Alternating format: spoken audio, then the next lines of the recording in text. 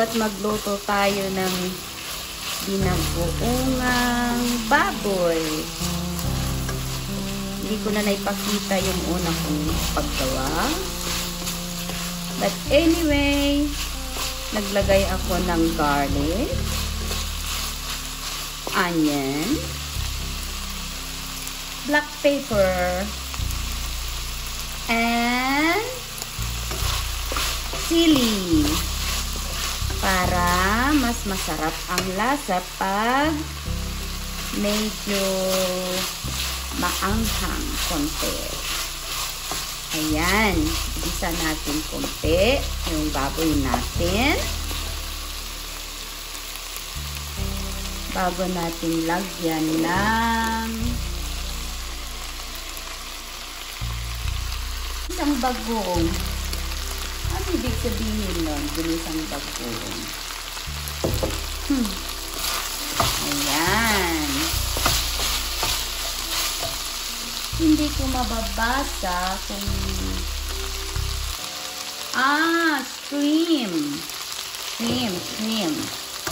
Ayan, shrimp. Not shrimp. Sorry sa pronunciation. Ayan, mabango-bango na guys. It's so yummy for our tummy. Yum, yum, yum. Ayan. I think lalagyan na natin ng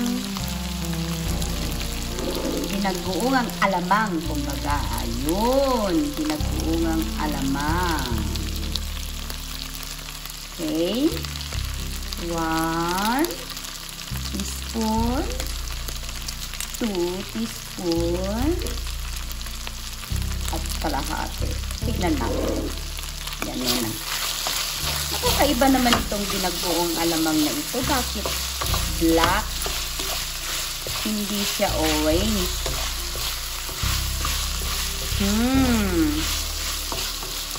Ayan.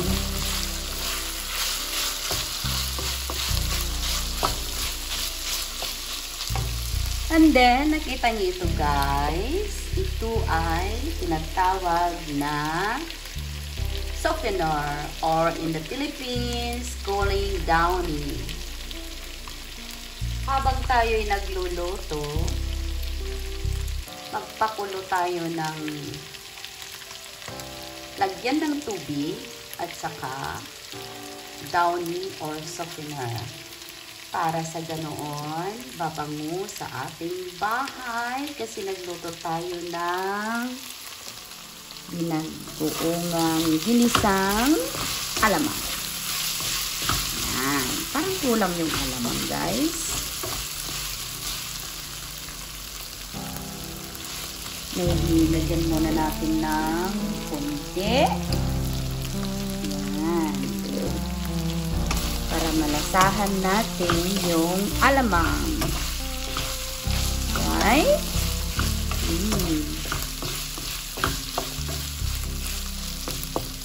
Gusto ko lagyan ng kamatis.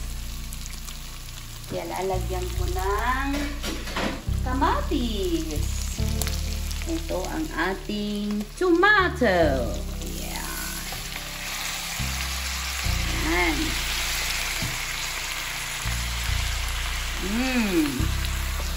So yummy. Look guys. This looks yummy. Ayan. Yan ang aming dinner. With just 2 persons. Nagluto rin ako ng cabbage with mushroom. Ayan, mainit-init pa guys. Okay. Yan ang aming dinner tonight. Okay guys. Ito na ang kalabasan ng ating ginisang bagoong alamang. Ayan, tapos na ako magluto, guys. Maraming salamat sa panonood. Don't forget to subscribe and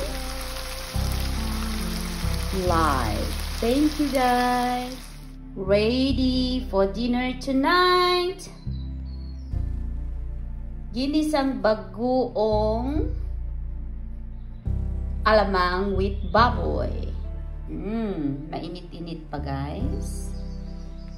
And with garlic, mushroom, and cabbage.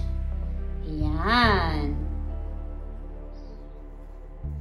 Dahil diabetic tayo, guys, nagluto ako ng brown rice. Kasi yan ang pagkain ng mga diabetes. Bawal ng white rice. Ayun. Brown rice po yan. Hindi gaano nakikita. Bakit? Hindi ko alam bakit puti. Ayan. Thank you, guys.